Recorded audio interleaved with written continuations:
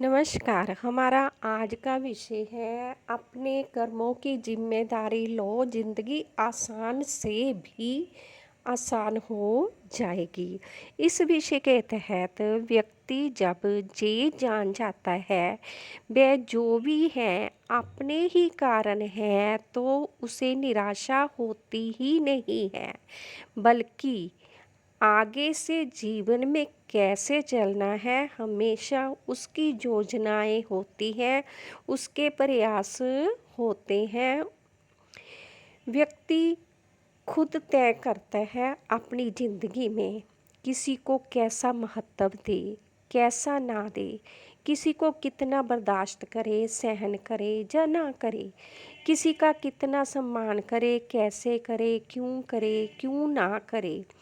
मतलब सब कुछ जीवन में व्यक्ति के जो भी होता है, वह जो भी जहाँ जिसके साथ में कुछ कर सकता है वह खुद तय करता है। और व्यक्ति जहाँ कुछ तय करके जीवन को आगे ले जा रहा होता है, तो वह अपने लिए वैसा ही भविष्य निर्माण कर रहा होता है। उसके भविष्य में उसे वही दिखने लगेगा जो वह वर्तमान में दूसरों के साथ कर रहा है।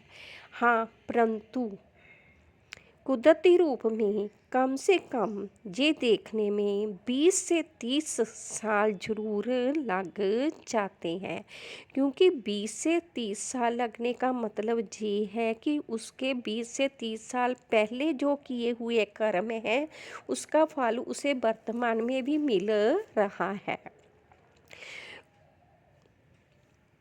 20 और 30 साल के बाद जब व्यक्ति अपने जीवन का चिंतन और मनन करता है, अपने कर्मों का अध्ययन करता है, देखता है कि वह पीछे क्या कर कर आया है, क्या वर्तमान में वही मिल रहा है, तो वह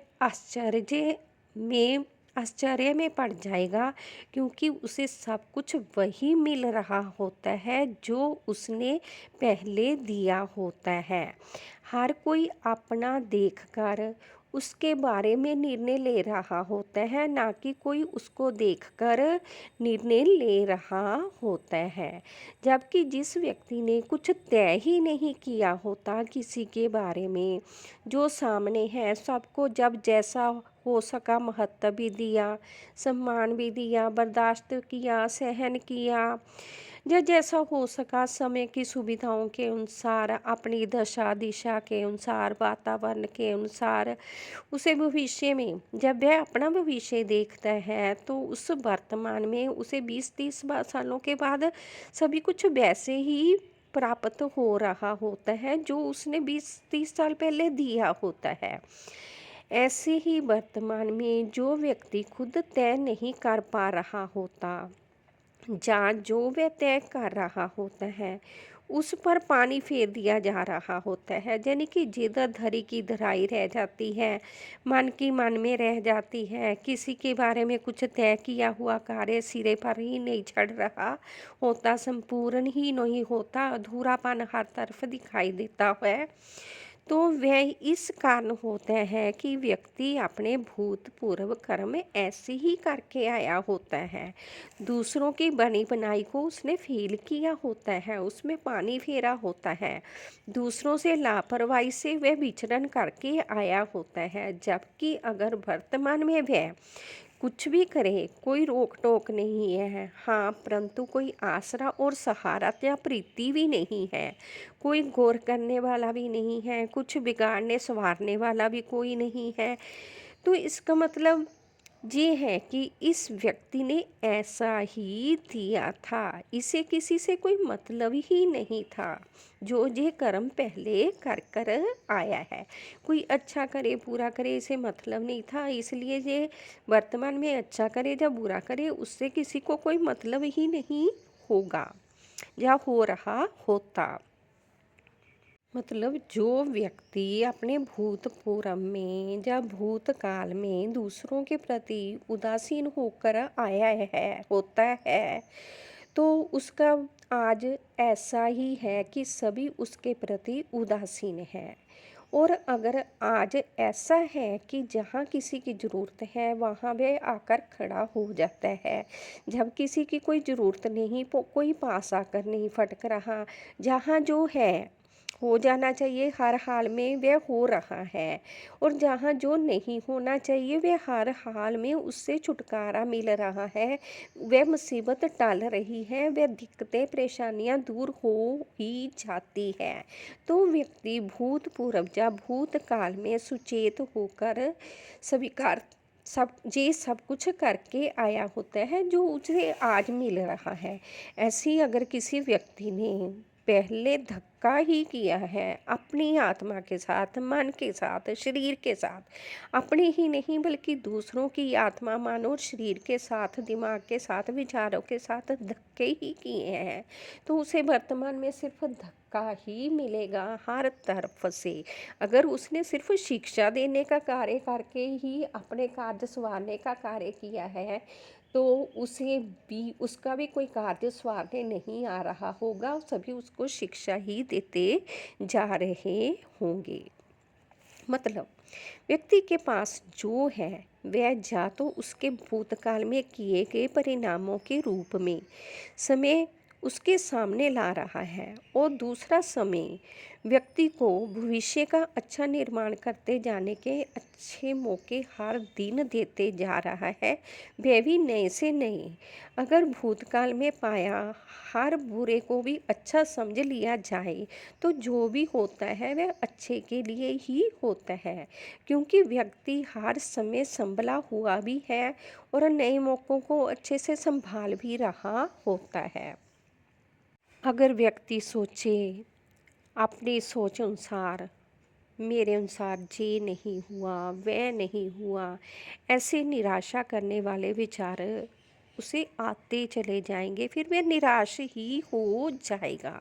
उसे ऐसी सोच ही, उसे ऐसे विचार ही त्याग देने चाहिए, क्योंकि व्यक्ति का समय यही बर्बाद करते हैं।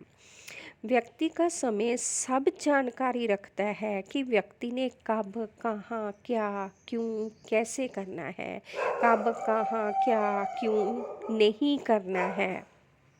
व्यक्ति ने अपनी दुनिया को खुद बनाया हो सकता है, परंतु सारी दुनिया को व्यक्ति ने नहीं बनाया है। उसे उनका पता हो सकता है जिसके साथ निभाते जा रहा है कि किसके भीतर कौन सी ऊर्जा का निवास हो रहा है, मतलब कौन सकारात्मक है उसके प्रति, कौन नकारात्मक है, कौन जो है जो गोलमाल है, मतलब कौन उसके प्रति अच्छा है, कौन उसके प्रति बुरा है, और कौन उससे धोखाधड़ी कर रहा है। उसे उतनी की ही जानकारी होगी जितनी कि दुनिया के साथ वह ईमानदारी से निभाते चला जा रहा होगा। बाकी सारी दुनिया की जानकारी उसके हाथ में नहीं होती कि किसके मन में क्या चल रहा है, किस समय किस ऊर्जा का उसके प्रति किसी के मन में संचार हो रहा है। हर किसी के आगे विचारों का एक भंडार आ जाता है जिसमें से किसी ना किसी का चुनाव करना होता है। अगर किसी व्यक्ति ने उसके प्रति कुछ गलत चुनाव कर लिया तो परिणाम में उसे कुछ गलत ही मिलेगा। अगर किसी व्यक्ति ने उसके प्रति कुछ अच्छा निर्माण किया है तो उसे कुछ अच्छा ही मिलेगा। अगर किसी व्यक्ति की ऊर्जा ने उसके प्रति धोखा देना स्वीकार कर लिया है तो उसे उससे धोखा ही मिलेगा। इसीलिए व्यक्तित्व की पहचान करके निभाना चाहिए। या तो पहले हर व्यक्ति की पूरी तरह परख कर लेनी चाहिए कि वह व्यक्ति उसके प्रति कैसा है और दूसरों के प्रति कैसा है। अगर संपूर्ण स्वभाव देखा जाए कि अगर एक व्यक्ति किसी का भी बुरा नहीं कर रहा तो वह व्यक्ति अच्छा ही होता है, और अगर व्यक्ति हर किसी का बुरा कर रहा है तो वह व्यक्ति बुरा ही होता है। और जो व्यक्ति सामने से अच्छा कर रहा है, पीठ पीछे किसी को धोखा दे रहा है, वह किसी ना किसी दिन हमें भी धोखा दे सकता है। क्योंकि धोखेबाज जब आपकी ज़रूरत है तब अच्छा ही बनेगा, जब तक उसकी ज़रूरतें पूरी हो जाएंगी वह आपसे दूरी ही करेगा और आपको हानि देकर ऐसी जाएगा कि आप सारी उम्र रोते रहे कि मैंने उसके साथ वास्ता क्यों रखा। इसीलिए निराशा तो होनी ही नहीं चाहिए। अगर व्यक्ति खुद अपने कर्मों की जिम्मेदारी ले कि मैं किसी पर भरोसा करूं या ना करूं, क्यों करूं, अगर किसी पर भरोसा किया तो मुझे ये फ़ायदा या ये नुकसान हो सकता है, इन तरीक़ों को समझ जाए कि कौन कितना नुकसान उसका करने को आ सकता है और कौन कितना लाभ उसको दे सकता है। और वह भी ऐसे ना देखा जाए बल्कि अपने कर्मों के मुताबिक भी देखा जाए। लाभ भी उससे लेना चाहिए जिसको उसका बनता लाभ पूरा दिया जाए। मतलब फ़ायदे के बदले में फ़ायदा उतना ही लिया जाए जितना देना हो। अगर व्यक्ति का हर कर्म बराबर है, जितना लेना है उतना देना है, तो व्यक्ति का जीवन आसान से भी आसान अपने आप ही होने लग जाता है। धीरे धीरे ही सही परंतु आसान होता है। धन्यवाद हमारे विचार ध्यान से सुनने के लिए। खुश रहें, खुशहाल रहें, हर खुशी आपके पास रखें। वीडियो अच्छी लगी तो लाइक कमेंट ज़रूर करना। धन्यवाद।